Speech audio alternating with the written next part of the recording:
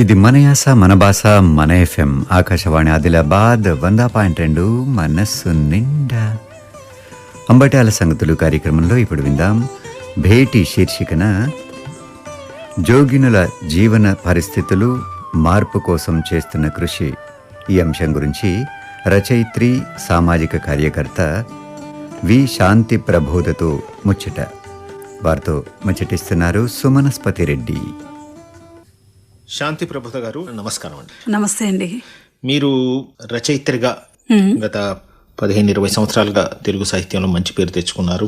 నవలలు రాశారు, కథలు రాశారు, రకరకాల విషయాల మీద వ్యాసాలు రాశారు, యాత్రా సంస్మరణలు రాశారు, కవితలు కూడా రాస్తూ ఉన్నారు.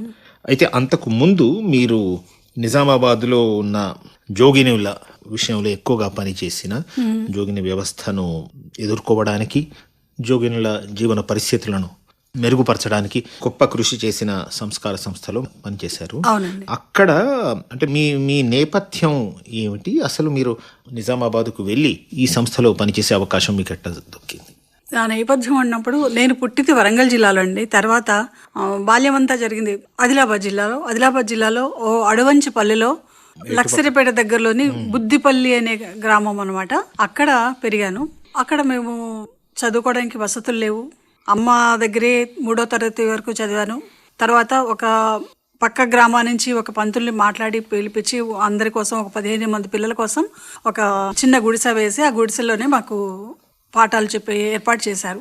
అలా 5వ తరగతి అయిపోయిన తర్వాత రెగ్యులర్ స్కూల్ అంటే చూసింది, స్కూల్కి వెళ్ళింది అనేది, క్లాసులు ఉంటాయి ఇట్లా అన్నీ తెలిసింది మాత్రం నాకు 6వ తరగతిలో. అంతవరకు స్కూళ్ళు ఇట్లా ఇంతమంది పిల్లలు ఉంటారు ఇవన్నీ ఏం తెలియదు అసలు. అట్లా అక్కడ అయిన తర్వాత దొనబండలోనే 7వ తరగతి నుంచి చదివాను. దొనబండ, మంచిర్యాల, ఇంకా మా బాల్యం మా చదువుల కోసం లక్సరిపేట, మంచిర్యాల ఇట్లా జరిగినాయి అనమాట. మంచిర్యాల డిగ్రీ కాలేజ్లో చదివే క్రమంలో నాకు రాయడం అనేది అలవాటు ఇంట్రెస్ట్. అంటే అంతకుముందు నాన్న ఎప్పుడైనా రాసేవారు, నాన్నది ఏదన్నా వస్తే పత్రికల్లో మా నాన్నది వచ్చింది అని చూడడమే కానీ అది ఏంటి, ఎందుకు రాశారు, దేని మీద రాశారంటే ఏమీ తెలియదు. కానీ చిన్నప్పుడు మా నాన్న అప్పుడప్పుడు తెచ్చే చందమామ, బాలమిత్రులు మాత్రం చదివేవాళ్ళం. ఇక డిగ్రీకి వెళ్ళేప్పటికీ డిగ్రీ మంచిర్యాల కాలేజీలో లైబ్రరీ కూడా ఉండేది బాగానే.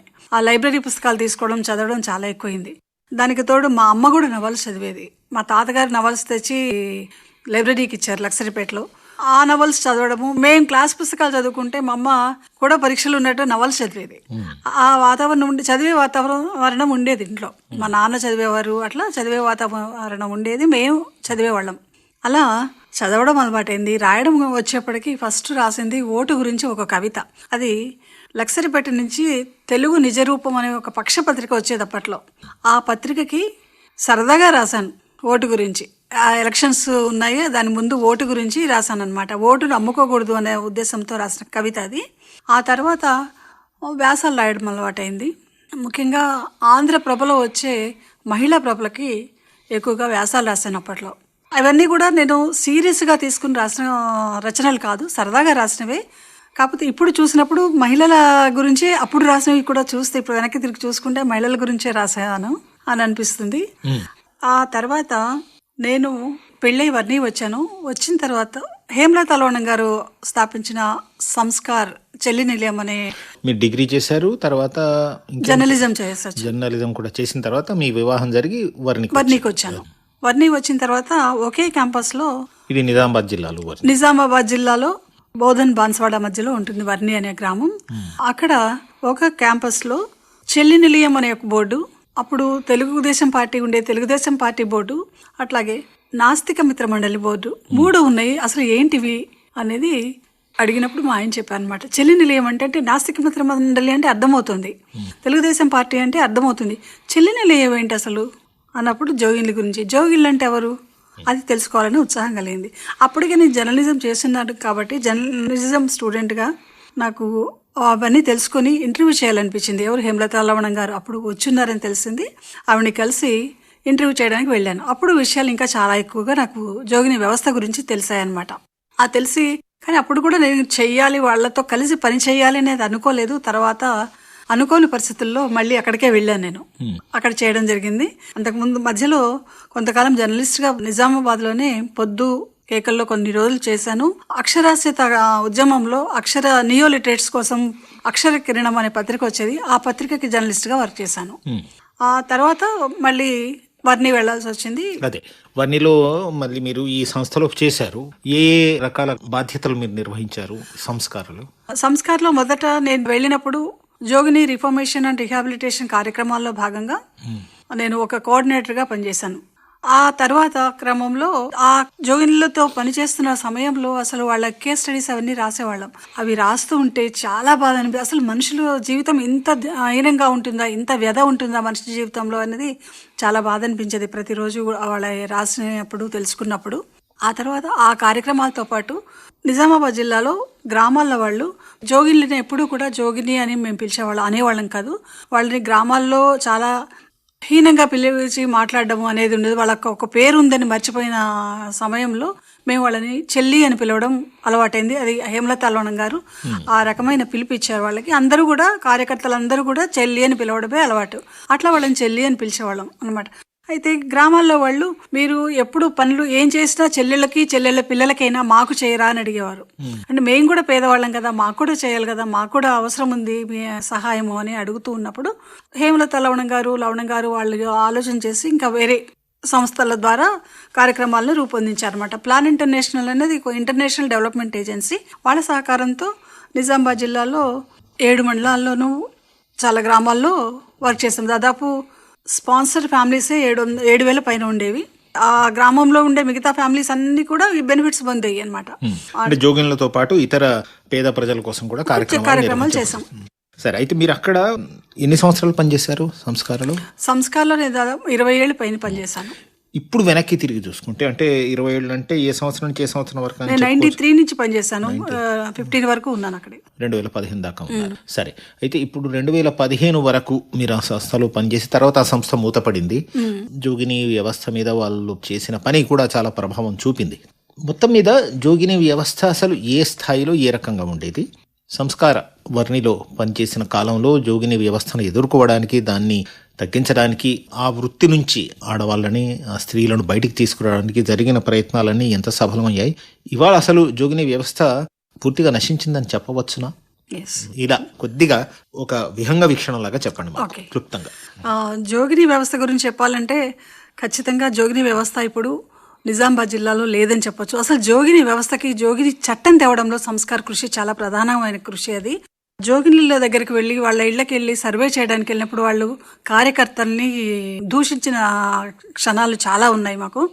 అయితే ఆ తర్వాత వాళ్ళ ఇంట్లో ఎవరైనా జోగిని చనిపోతే గనక వచ్చి పుట్టిల్లు చెల్లిలేం సంస్కార ఆఫీస్ని వాళ్ళు ఒక పుట్టిల్లులాగా చూసేవారు. చనిపోతే వెంటనే ముందు మా పుట్టింట్లో చెప్పాలని అక్కడ వచ్చి చెప్పేవాళ్ళు అనమాట వాళ్ళ ఇంట్లో వాళ్ళు. అంటే అంత కోఆపరేషన్, ఒకరికి అంటే నమ్మకం, వీళ్ళు చేస్తారు, మాకోసమే చేస్తున్నారు, మాకోసమే చూస్తున్నారు. ఇంతకుముందు గ్రామాల్లో లేని గౌరవం మాకు వీళ్ళ నుంచి వచ్చింది. వీళ్ళు సంస్కార కార్యకర్తలు, సంస్కార వాళ్ళు వచ్చిన తర్వాతే మాకు గ్రామాల్లో కూడా ఒక గౌరవం, గుర్తింపు వస్తున్నాయి అనేది. అట్లా ఆ సంస్కారంలోకి వచ్చిన తర్వాత వాళ్ళకు చాలా తెలివి నేర్చుకున్నారు. అంతకుముందు ఎవరేం చెప్పినా నో అని చెప్పడం అలవాటు లేని వాళ్ళు నో అని చెప్పడం నేర్చుకున్నారు. వాళ్ళు ఎస్ అవును అంటే అవును అంటే వాళ్ళ ఇష్టాలని వ్యక్తం చేయడం అనేది అలవాటైంది. అంతకుముందు అది ఉండేది కాదు. అది పంచాయతీరాజ్ ఉమెన్ వీళ్ళకి 33% రిజర్వేషన్ వచ్చిన తర్వాత గ్రామాల్లో వీళ్ళని ఎంపిక చేసుకోవడం, ఎంపీటీసీలుగా సర్పంచ్లుగా వచ్చినప్పుడు, అవకాశం వచ్చినప్పుడు గ్రామంలో ఉన్న ఇప్పుడు ఎస్సీ రిజర్వేషన్ వచ్చింది అనుకోండి, ఫస్ట్ వీళ్ళకి ఇచ్చేవారు. ఎందుకు అంటే మిగతా స్త్రీల కన్నా వీళ్ళు తెలివిగా ఉన్నారు అన్న ఉద్దేశంతో వీళ్ళకి ఇవ్వడము. అట్లా అంటే వీళ్ళలో మార్పు ఎందుకోసం జోగినుల్లో ఎక్కువ మంది ఆ వర్గం నుంచే వచ్చారు. జోగిన్లో ఎక్కువ మంది ఎస్సీలు ఉన్నారు, చాలా తక్కువ 1-2 కేసులు ఎస్టీలు ఉన్నారు. బీసీలు కూడా చాలా చాలా తక్కువ ఉన్నారు. అది 2-3 కులాల్లోనే బీసీల్లో కూడా ఉన్నది. కాబట్టి ఎస్సీలే ఎక్కువ ఉన్నారు. కాబట్టి ఎస్సీలో నుంచి ఆ రిజర్వేషన్ వచ్చినప్పుడు వాళ్ళకి ఎక్కువ అవకాశం వచ్చింది అనమాట. ఇంకా వీళ్ళలో మార్పు అనేది చాలా వచ్చింది. అంటే 10-12 ఏళ్ల క్రితం జోగిన్లకి పెన్షన్స్ ప్రభుత్వం ఇవ్వాలనుకుంది. ఇస్తున్నప్పుడు కొంతమంది జోగిన్లు మాకు వద్దన్నారు. ఎందుకు వద్దన్నారు?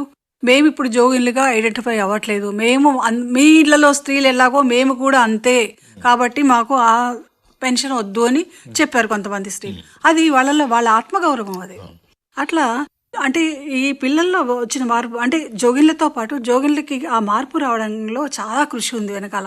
వీళ్ళకి స్లేట్ ఎట్ హోమ్ అని ఒక కార్యక్రమం పెట్టి వాళ్ళ అక్షరాలు నేర్చుకునేందుకు ఒక ఇన్సెంటివ్, అక్షరాలు నేర్చుకోవడం అనేది ఒక ఇన్సెంటివ్ ఇస్తూ అక్షరాలు నేర్పుతూతో పాటు సామాజిక విషయాల్లో వాళ్ళని చాలా వరకు చైతన్యం చేయడం జరిగింది. ఆ విధంగా వాళ్ళని చైతన్యం చేయడం, వాళ్ళు వాళ్ళకి అక్షరాలు నేర్పడంతో పాటు వాళ్ళ పిల్లలకి కూడా చదువు రావాలి. అంటే ఒక తరం వీళ్ళని మార్చడం కదా, వాళ్ళ పిల్లలు మారాలి, ఆ తర్వాత తరాలు మారాలి అంటే వాళ్ళకి చదువు అవసరం అనేసి సంస్కార ఆశ్రమ విద్యాలయ పని సంస్కార పెట్టింది.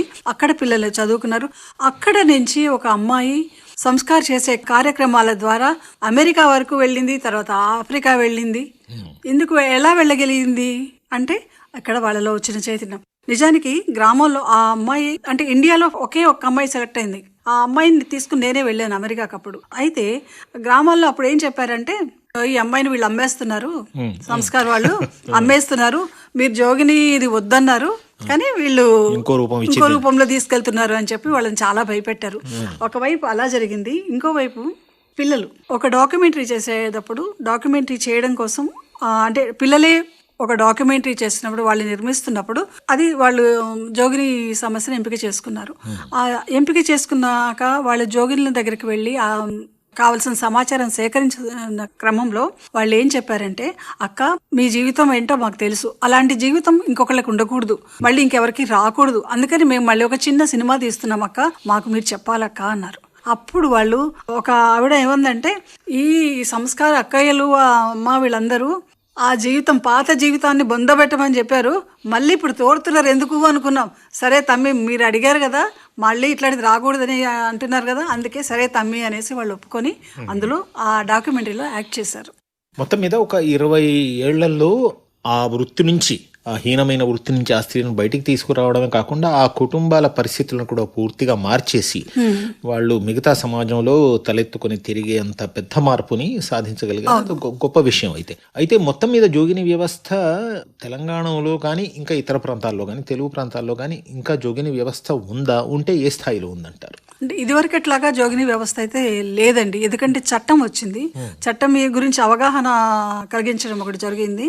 అయినా కానీ అక్కడక్కడ తలెత్తుతూ ఉన్నాయి. కాకపోతే నిజామాబాద్ జిల్లాలో లేదు. ఒకప్పుడు నిజామాబాద్ జిల్లాలో, తర్వాత మెదక్, మహబూబ్ నగర్ చాలా ఎక్కువ ఉండేది. ఇప్పుడు అది లేదు. కాకపోతే ఎక్కడైనా ఒకటి మళ్ళీ అంటే మన సాంప్రదాయము ఆచారము అని చెప్పి వాళ్ళని రెచ్చగొట్టి కొంత చేయించడానికి ప్రయత్నాలు జరిగినా కానీ మారిన జోగిన్లు ఎవరైతే ఉన్నారో వాళ్లే అడ్డుకుంటున్నారు. కాబట్టి ఇంకా మహబూబ్ నగర్ జిల్లాలో చూసేటప్పుడు, ఇప్పుడు నిజామాబాద్ జిల్లాలో చూస్తేనేమో అంత వృద్ధ జోగిన్లు కనిపిస్తారు. మహబూబ్ నగర్ జిల్లాలో చూస్తే 25 ఏళ్ల లోపు ఉన్న జోగిన్లు కూడా కనిపిస్తారు. ఎందుకంటే అక్కడ ఆ వ్యవస్థ మీద పని చేయడం కాస్త ఆలస్యంగా మొదలవడం వల్ల, అక్కడ బాల్య వివాహాలు కూడా ఉండడం వల్ల అందులో కలిపేసి జోగిన్లుగా చేయడం అనేది జరిగింది. అయితే ఇప్పుడు అక్కడ ఆ జోగిన్ల మీద, ఆ జోగిని వ్యవస్థ మీద వ్యతిరేకంగా అక్కడ జోగిన్ల నుంచి బయటకు వచ్చిన ఆజమ్మ లాంటి వాళ్ళు పనిచేస్తున్నారు. కాకపోతే ఇక్కడ ఒక విషయం చెప్పాలనుకుంటున్నాను.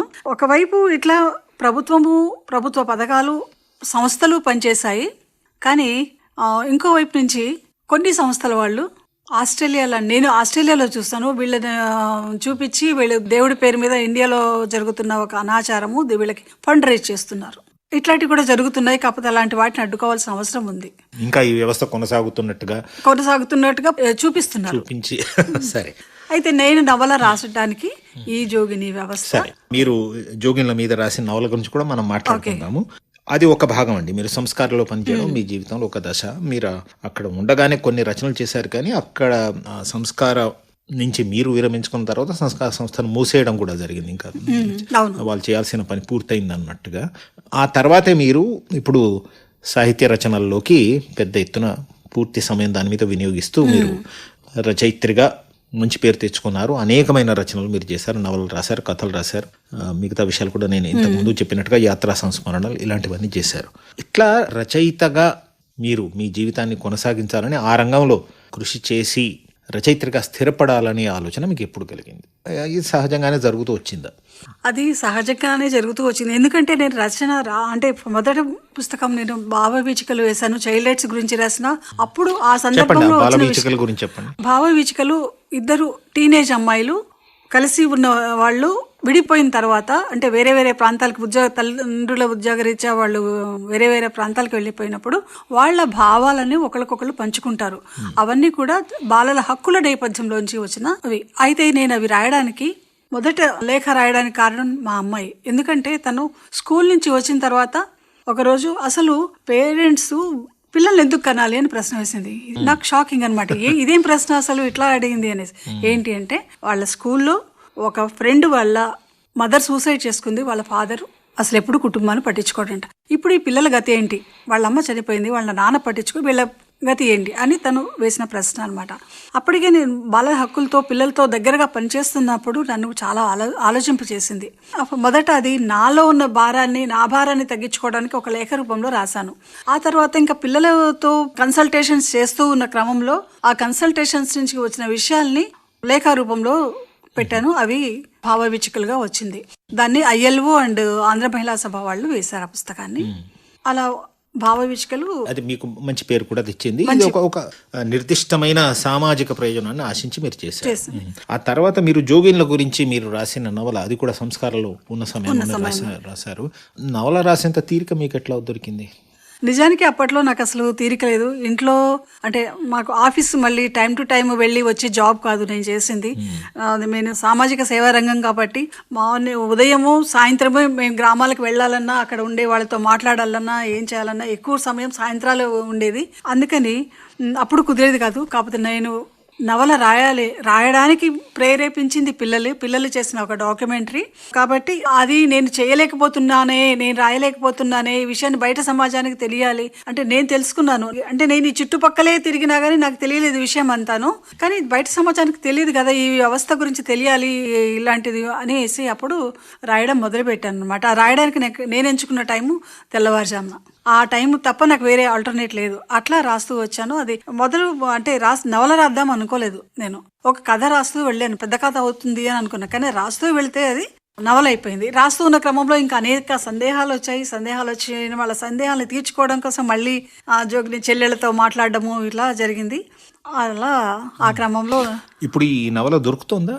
ప్రజెంట్ మార్కెట్ లో ఎక్కువ లేదు. మళ్ళీ రీప్రింట్ చేస్తామని నవ తెలంగాణ వాళ్ళు అన్నారు. ప్రజాశక్తి వాళ్ళు వేశారు అంతకుముందు 2 ప్రింట్స్ వచ్చినాయి, కానీ అప్పుడు అయిపోయినాయి. మళ్ళీ ఇప్పుడు లేదు, మన రీసెంట్ లాస్ట్ వీకే చెప్పారు అది వేద్దామండి అనేసి అడిగారు వాళ్ళు.